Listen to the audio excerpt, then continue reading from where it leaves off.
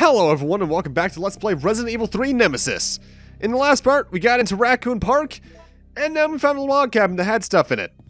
One thing I'm going to be doing though right now is some inventory management, obviously. You're going to want at least one free space no matter what, because we're coming up on a key we need to grab. But I also recommend bringing along grenade rounds, and if you have a B powder, I think it is, to make acid rounds with grenade rounds, or C powder for that matter, make some. I don't here, but they're incredibly useful for stuff we're going to be doing in a few moments. Namely, the next boss is very susceptible to them. I don't end up making it because I don't have any B powders, because I used them all to make either normal grenade rounds or shotgun shells or such. But it would be very useful if you can make some. If you have just like a shotgun, grenade shell, and normal grenade rounds, though, you're perfectly fine. Just don't use your freeze rounds or anything that's not Nemesis. Either way, you might remember last part, we opened up a passageway beneath the fireplace in this place that's redundant in this house. So let's head on through that passageway. You know, I have to wonder, whoever placed those bricks, do they have to take them out and replace them whenever they want to come into this room? Supervisor's reports. The endurance ability of the contaminated guinea pigs is truly incredible. Even when shot in a vital area, they can sometimes survive for several days without taking care of the wound. However, after prolonged exposure to the virus, the guinea pig's intelligence level decreases to that of an insect. Even though reviving the dead seems to be too disgusting, the virus may be still of use. If we inject the virus into our prisoners of wars and then release them, they could return to their units and then turn into zombies. This plan may work well for us in the future. In certain areas, the virus seems to have caused mutations of animals and plants. It may be difficult, but it'll make a good sample for the bioweapon development. I've heard that there's a giant alligator, but I've only encountered a giant creature moving under the ground. I don't even want to imagine what creature spawned that monster. I encountered Nemesis. If I didn't know about it, I would have been contaminated and would have become one of them by now. If it is still walking around the city, its mission must not yet be over. STARS members must be very tough since they've survived until this point.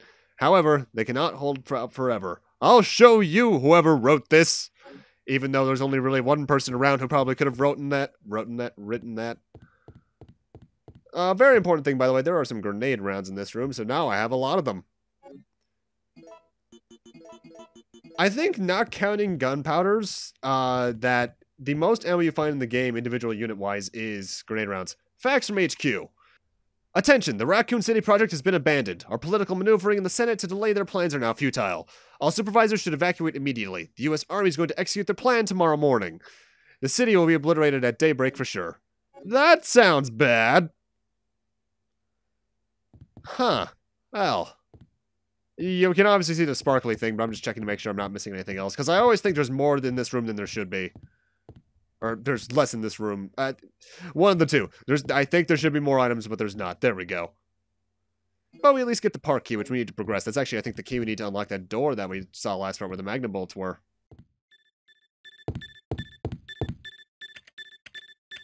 All supervisors, mission terminated. Return immediately. Repeat. All supervisors return immediately. Over. Well, that's foreboding. Thank you for interrupting me, by the way. Let's get the hell back into the log cabin.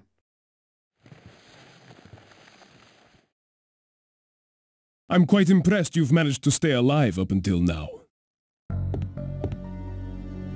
And you seem to be doing a pretty good job of looking out for yourself. How about helping out? I have no intention of helping you. Because we're nothing but pawns in all this? In a manner of speaking, you are. Our employers wanted a detailed analysis of the zombie beings which were created through infection by the T-virus. You're saying that they deliberately sent in a military unit to be butchered by their creations? Not exactly. Although the conditions encountered on this operation were extreme, it was an unexpected outcome that the team would be wiped out. We were only required to collect live data from the subjects. Ah! Another mutant! I actually find Nikolai to be a very interesting villain due to scenes like that, because he's obviously against us, but he actually, it seems like he very much respects us as a fighter as well, because we've gotten this far. Too bad he just doesn't show up too much, and there's much more memorable Resident Evil villains. Wesker. Either way, let's get the hell out of here.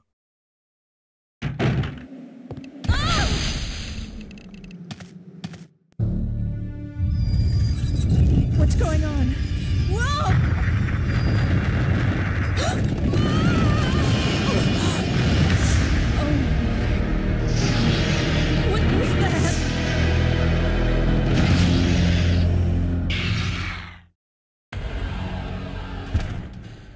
The Gravedigger returns, and now we actually do have to fight him. And he is annoying! He's my least favorite fight in the game overall, next to that fifth fixed Nemesis encounter. Why? He has a lot of health, it's hard to dodge him, and he's just very annoying because he can get quick shots in like that where you can't really even hit him. There are two ways to kill him, though. Pure damage, and, well, the method I use. He isn't the hardest enemy to dodge, at least, because as long as you can see where he's coming from, you can press the aim/fire button with pretty decent timing. I suppose at the end of the day, my biggest issue is that you also just... I don't like bosses that have long periods where you cannot do anything to them like this. It's also the last fight I really used the shotgun in this playthrough, at least. There's also no real safe spots in this area as well. Similarly to Nemesis, he can basically go anywhere and follow you. I don't think he has an instant kill attack, just watch out for his thrusts like that especially. Keep an eye on your health, make sure you bring some healing items, and you should be fine. Hopefully, make sure you bring a decent ammo chunk. Thankfully, I'm not sure exactly how the second method of killing him shows up. It's either time or damage based, but it's useful for when it shows up. Like it should in a few seconds, I believe.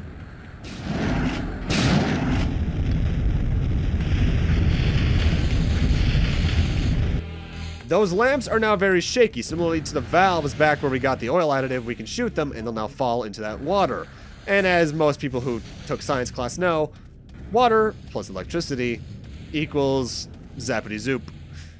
So I'm not sure if you have to have both of these lampposts down. It's just a safer bet to have both of them down.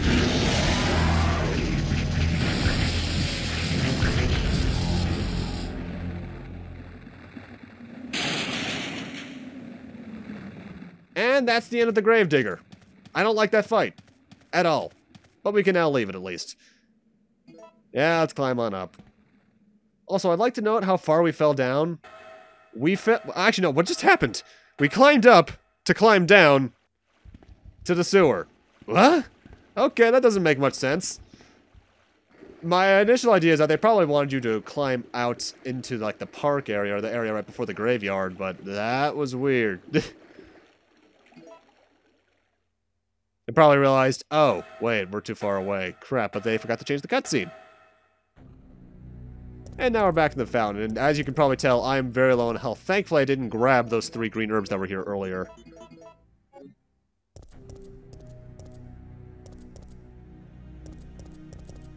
So let's heal on up, and then we'll be continuing on. As for our next destination, since we got the other park key, we're heading back towards where I found the magnum bullets, the last part.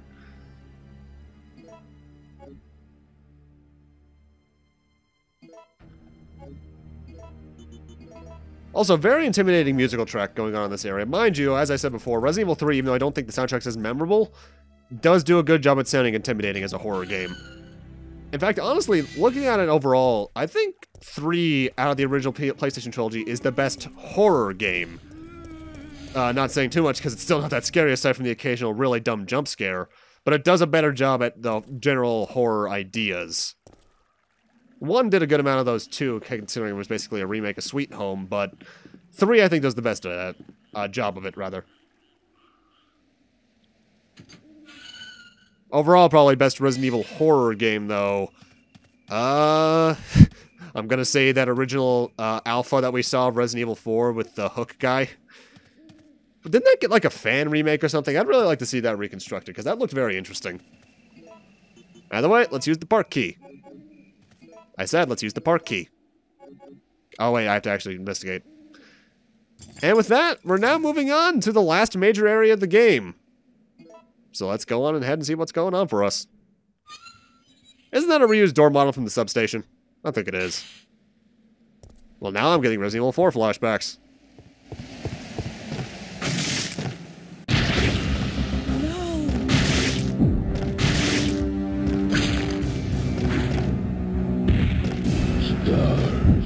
Arguably the most important live-action choice in the game. This decides your ending. If you want the best ending, jump off.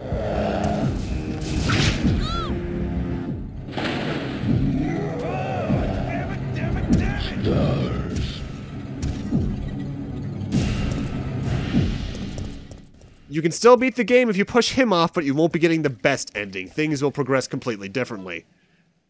Starting not only from the room you're in, but also Well, just certain facets of the ending in general.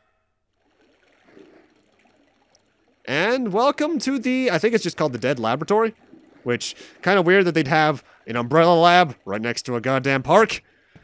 But,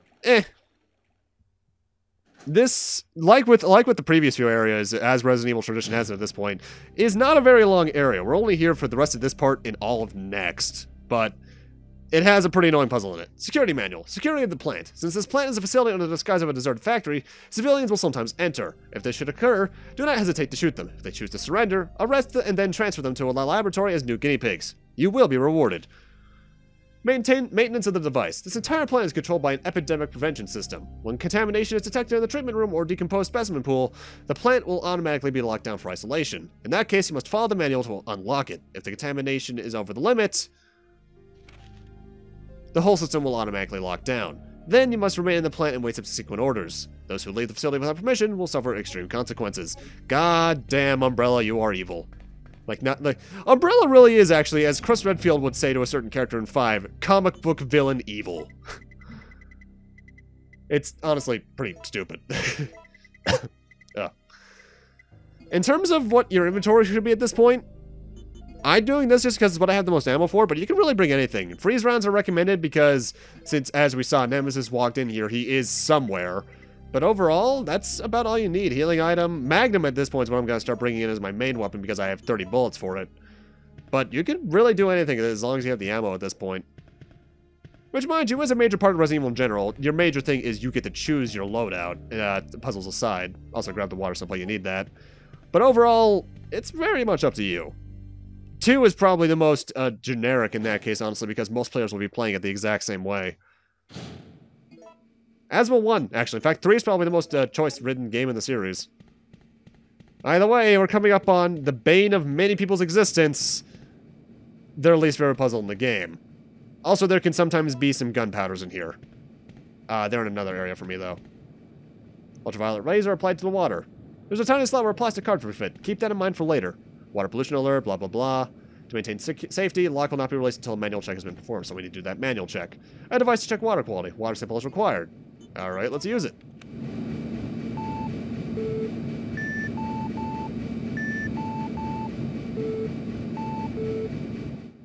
There's a device to check the water quality. Will you operate it? Yes. This is the water puzzle, the bane of many people's existence. The way this works is that we have to match the image on top on the bottom. How we do that, we have to turn the A, B, and C rows to the left or the right until we can find an image that fits. The way you make it work, though, you might notice, say right now, the first blue dot and the second yellow dot are below the second red dot. That stacks up to a height of 3. We need to make sure that we get the proper stacks in the proper locations using the already very determined red, yellow, and blue layouts. There's only 4 variations of this puzzle, which can annoy people, but overall, it's not a very hard puzzle. I never really had much issue with this. Mind you, I've always been good at puzzles like this. Like the water puzzle, actually, well, it's both water puzzles. In the first Onimusha game, I never really had too much trouble with myself, mostly because I'm good at shape stuff like this. For instance, the second dot on the top should be only 1 dot, which I believe in this case should be yellow. 2, which makes 2 on the left.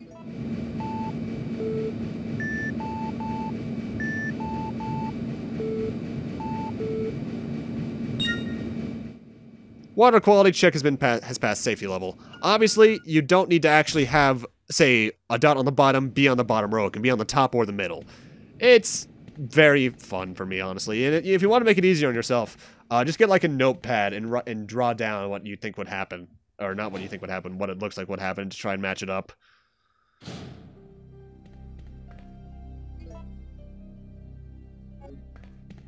Either way, with that now out of the way, we can progress farther into this lab. I'm going to store this alongside the other 3 just so I can have a maxed out first aid box in the item box. And we get to continue on. Where do we go? Well, there's only really one way you can go because you can't jump back outside, so turn left.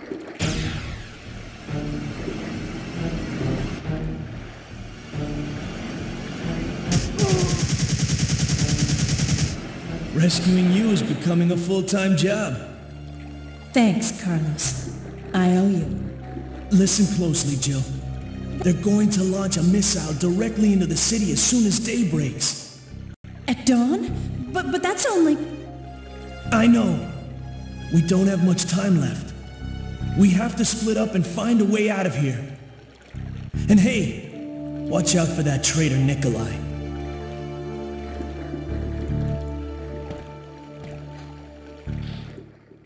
All right. Well, now we know that Raccoon City's basically screwed then. Which they actually did hint to in the supervisor's diary earlier in the part. So, things are kind of tense. Also, it's time for... actually, no, not yet. I'm getting a bit ahead of myself there. No, wait, no, it is time. Naked zombies! They are very slow, but I think they're a bit more hardy. And I think this is the one area in the game that has completely respawning enemies. I think. It might be progression-based, like if you go to a certain rooms, and more enemies will spawn, so on and so forth. But it's just not worth killing most of the randoms in here. Save your ammo for something else. Though there is one thing we need to grab in this room, though, besides the herbs, which I want in my belly. Actually, no, two, because the map is right there, but I forget to grab that until I enter the next room. In this room is what is at this point more or less a Resident Evil staple. And you can see it right there on that console. Ladies and gentlemen, the returning MO disc. You know, it's just called a system disc. It's the exact same sprite as the MO disc from 1 and 2. And I also want to grab these herbs, because I think this is the last set of green herbs in the game, I think. I honestly forget. I have enough first aid sprays anyway. I could basically be immortal the rest of the game. I could still die in 2 occasions, but that's about it. And now we got a super green herb, which I don't think I've actually ever made one of those in 3 at least. That's a 100% health heal. It's basically a first aid spray. So is a green and a red.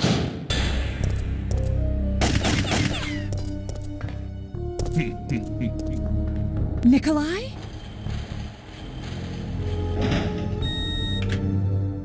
Why you gotta be a dick like that? That cutscene progresses differently if you walked off the... no, if you came with the bridge. In fact, if you want to know where the bridge is, I believe it's to my left or right. Either way, you can find it easily. So if you wanted to go back to the park for some reason, you could.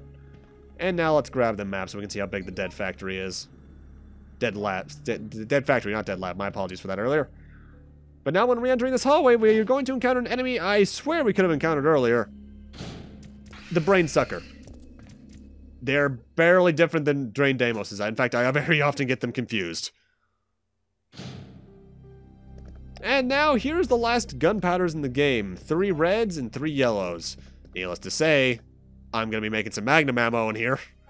Which I do recommend, actually, because that'll put you around... If you've been doing everything I did, you'll have over 40 Magnum bullets, more than likely. And that's enough for the rest of the game, more or less.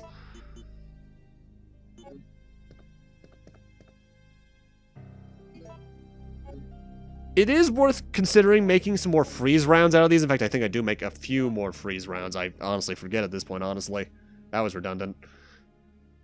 But that's all you should ever really make at this point. Freeze rounds, maybe acid rounds if you're feeling different, and Magnum rounds. Part of me really does wish that they had just given you more normal ammo drops throughout the game, just so this didn't seem like it was as required. But I understand they wanted them wanting to focus more on the survival element with the gunpowder.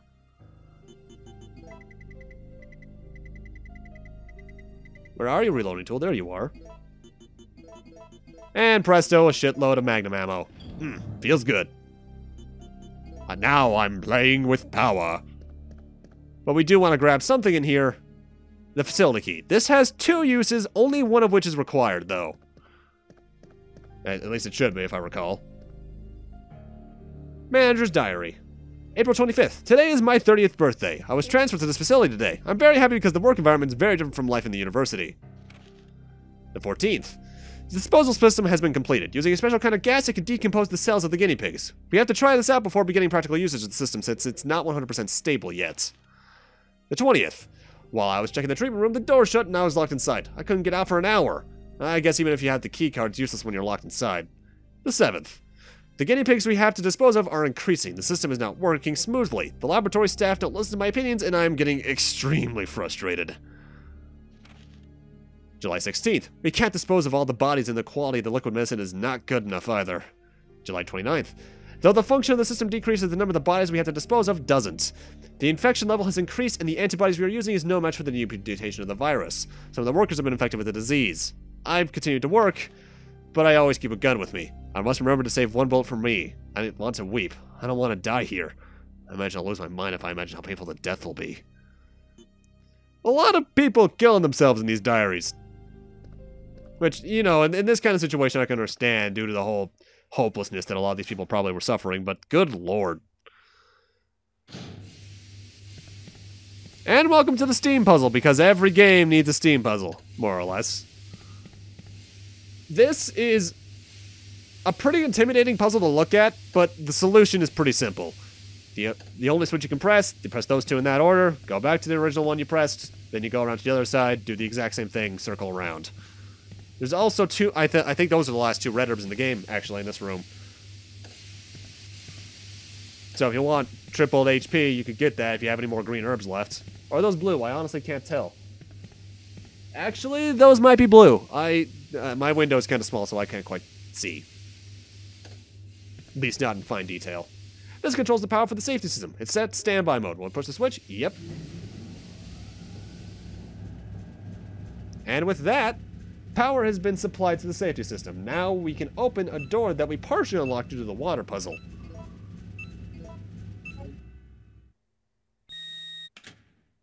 So now that's our next destination. The lock seems to have been released. Sweet. However, coming up, I'm going to be doing another jump cut a la back when we were going through the whole fire hose area and back to get the grenade rounds and where Dario Rosa's diary was. We're now back, we're going to be heading back towards the water puzzle room, but rather. Why? You might remember that thing I investigated to the right of the water puzzle itself. We want to use the facility key on that. Okay, well, I'm back in the save room. Close enough. Because that allows us to do one of this game's very few completely optional things towards endgame. It technically enhances the ending, but it also technically doesn't. I like doing it either way. I'm not even sure if it's canon or not, though. Ultraviolet rays, blah, blah, blah. Tiny slot where you can put a key, which we have a key. And now the facility key has been changed. I assume that it changed like the barcode on it or something. So now we can progress onwards. As for our next destination, I'm going to tell you right now, I'm actually going to be starting the next part in a different place than where I'm ending it. I'm going to be ending it walking into that area where the naked zombies were if you when you were going back here. We're going to be starting the next part coming out of the elevator towards where that door we unlocked is. But with that, I'm going to end this off here. Thank you guys for watching, and in part 10, we shall be furthering ourselves in the Dead Factory and finding out the fate of Jill Valentine in Raccoon City for the final time. See you guys then.